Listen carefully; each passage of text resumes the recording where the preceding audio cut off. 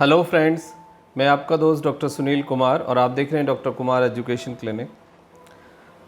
आज यदि आपने देखा हो तो सोशल मीडिया पे या कल से भी तो एक न्यूज़ है कि जो बहुत ज़्यादा वायरल है कि पबजी बच्चा खेलता था और उसने अपनी मदर को मतलब मार दिया। तो ये क्या समस्या है और पबजी खेलने वाले बच्चे या पबजी की तरह जो दूसरे गेम हैं उस तरह को जो बच्चे खेलते हैं वो आखिर क्यों सडन इतने वायलेंट हो जाते हैं। और वो कई बार आपने देखा होगा, बहुत लंबे समय से आप ये न्यूज़ सुन रहे हैं कि वो या तो फिर अपने को किल कर देते हैं या फिर कई बार वो दूसरे इंसान को डैमेज कर देते हैं, या उनको एक तीसरे स्टेट ऑफ माइंड में भी देख सकते हो आप कि जब आप अपने बच्चे को यदि घर में खुद अकेले बात करता देखते हैं या उसको उस तरह से एक्ट करता देखते हैं कि वो किसी दूसरे एक रोल में है, एक्ट कर रहा है, वो लाइक कोई प्ले कर रहा है, वो अपने वर्बल प्ले जिसे हम कहते हैं उस तरह का रिएक्शन दे रहा है, उस तरह की बात कर रहा है, तो आप बिल्कुल सावधान हो जाइए। फिर आपका बच्चा पबजी के नशे में है, सडेशन में है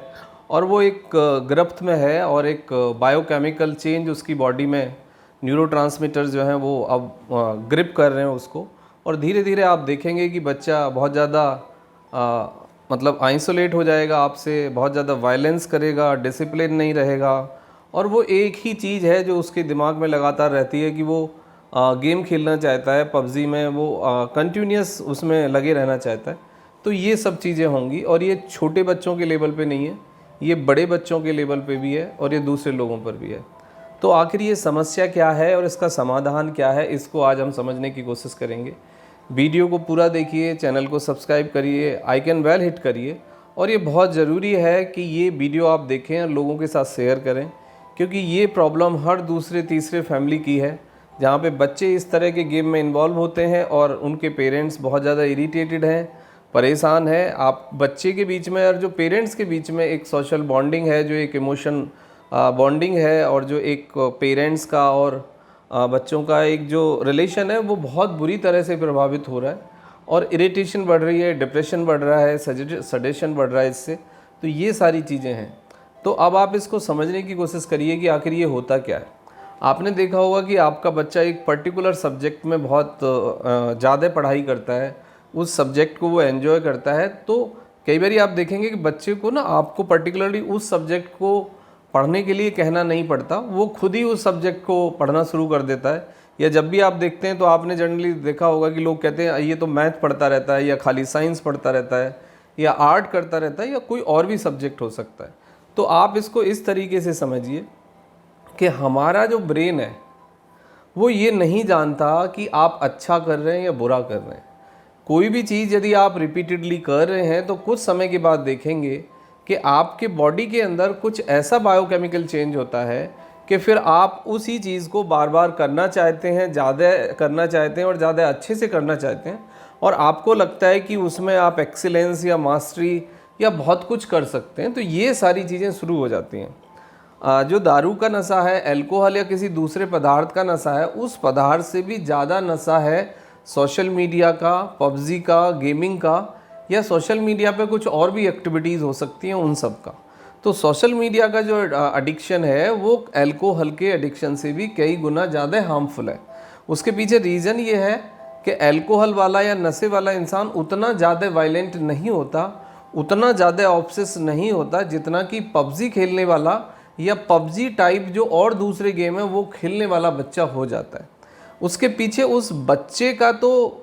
दोष जितना है, मतलब बच्चे को भी समझना चाहिए, लेकिन बच्चा ये समझ ही नहीं पाता है कि कब वो इसकी गिरफ्त में आ चुका है, कब उसे नशा हो गया और कब ये चेंज उसके अंदर होने लग गया। अब इसको दूसरी तरह से समझिए, जो डोपामाइन सेरोटोनिन है, जिसको हम डोपामाइन डिटॉक्स कहते हैं, या डोपामाइन को हम बहुत ज़्यादा ओवरलोडेड कर देते हैं। इसका मतलब ये होता है कि जब कोई भी चीज़ अच्छी या बुरी आप रिपीटेडली डेली बेसिस करते हैं तो फिर उसकी आपको आदत हो जाती है, उसकी आपके ब्रेन को आदत हो जाती है। जो बायोकेमिकल चेंज होता है उस बदलाव के लिए, यानी केमिकल्स को सिक्रीट होने के लिए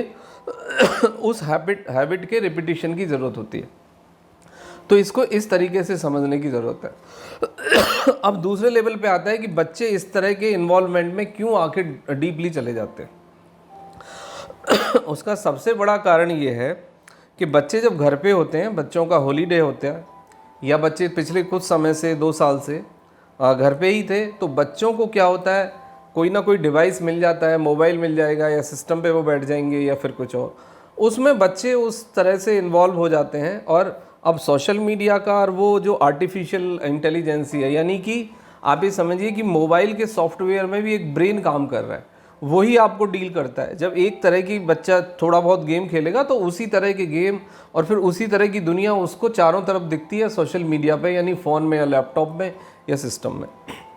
अब जब उसी तरह की चीज़ें उसके चारों तरफ आती हैं तो फिर कहीं ना कहीं वो किसी ना किसी चीज़ का एडिक्शन उसे हो जाता है, क्योंकि वो बच्चा उतना समझदार नहीं होता है कि चीज़ों को डिस्टिंग्विश कर सके, अच्छा बुरा जान सके। बस उसको तो अच्छा लग रहा है, उसकी अटेंशन यानी कंसंट्रेशन को पूरा खींच लेता है गेम, और वो बच्चा उसमें इन्वॉल्व रहता है। अब इसको समझने की ज़रूरत है, प्लस बच्चे से बात करने की ज़रूरत है, बच्चे की काउंसलिंग कराने की ज़रूरत है, खुद से भी काउंसलिंग करें। लेकिन कई बार क्या होता है, हम खुद से नहीं कर पाते, क्योंकि बच्चे का जो आर्गूमेंट है हम उसको टॉलरेट ही नहीं कर पाते और हम वायलेंट हो जाते हैं और बच्चों को हम मारना पीटना शुरू कर देते हैं। उससे क्या होता है कि बच्चा कुछ दिन के बाद में एक दिमाग में एक ऐसी अंडरस्टैंडिंग डेवलप करता है कि भाई इनको तो बोलना ही है, इनको तो मारना ही है, मैं इसको डील कर लूँगा, मैं इसको टॉलरेट कर लूँगा, और वो चीज़ बच्चा वो कंटिन्यूस करता रहता है। तो आप अपने डॉक्टर से मिल सकते हैं, काउंसलर से मिल सकते हैं, फिजिशियन से मिल सकते हैं, या कोई दूसरा न्यूट्रल पर्सन है या टीचर से भी बात कर सकते हैं। तो बच्चे के साथ एक लंबे डिस्कशन की ज़रूरत है,